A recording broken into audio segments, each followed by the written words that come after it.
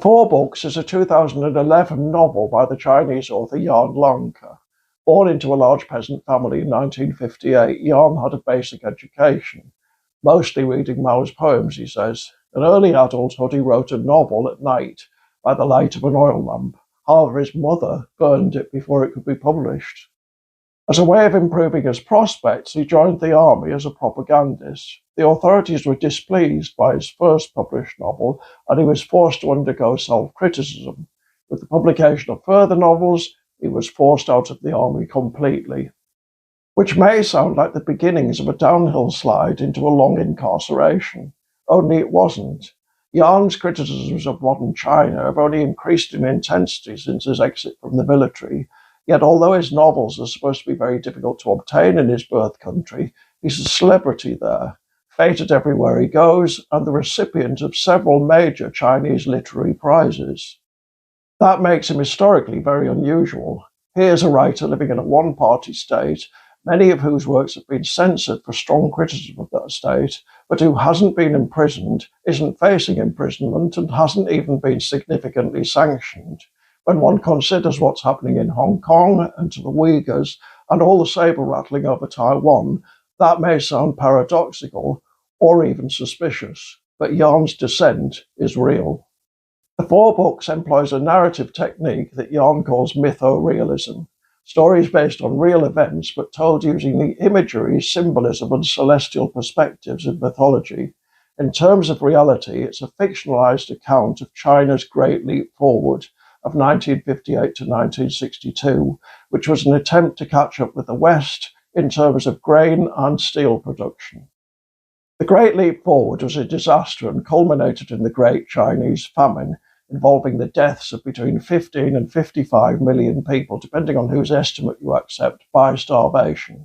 The last of the Four Books deals with that famine, and it's clear that the author sees it largely as the result of human mismanagement and hubris, rather than, as the government's official account would have it, natural causes. The novel's action takes place in a penal settlement called the 99th District on the edge of the Yellow River.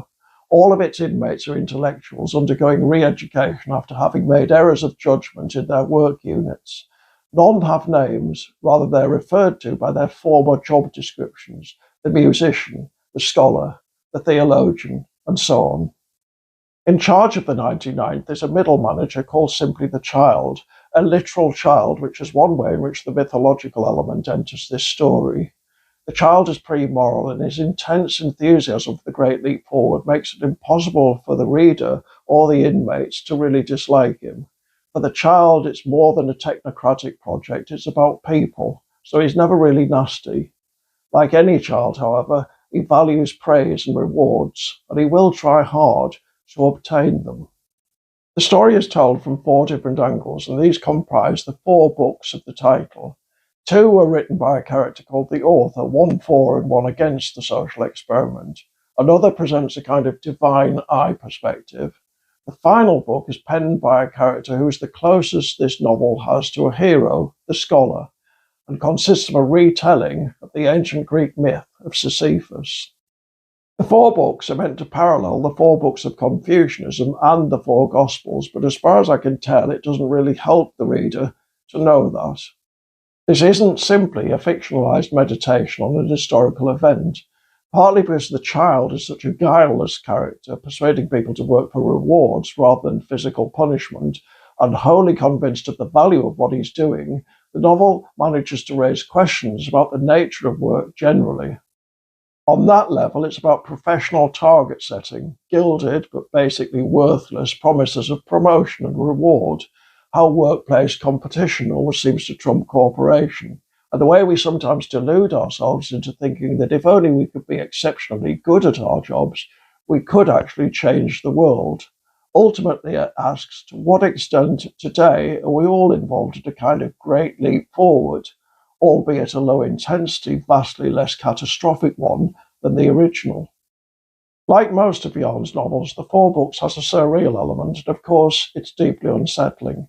In 2014, he was awarded the International Franz Kafka Prize in recognition of all his works, not just this one.